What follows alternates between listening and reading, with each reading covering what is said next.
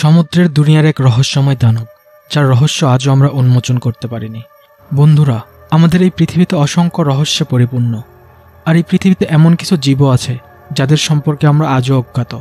শতাব্দীর পর শতাব্দী ধরে এমন কিছু জীবকে দেখার খবর এসেছে, কিন্তু তবুও তাদের অস্তিত্ব আজও এক রহস্য হয়ে রয়েছে। এই রহস্যময় জীবগুলোর মধ্যে অন্যতম এক লোককাহিনী। অনেকের বিশ্বাস লকনেস নদীর গভীরে এক বিশাল প্রাণী বাস করে, যাকে আমরা লকনেস মনস্টার নামে চিনি।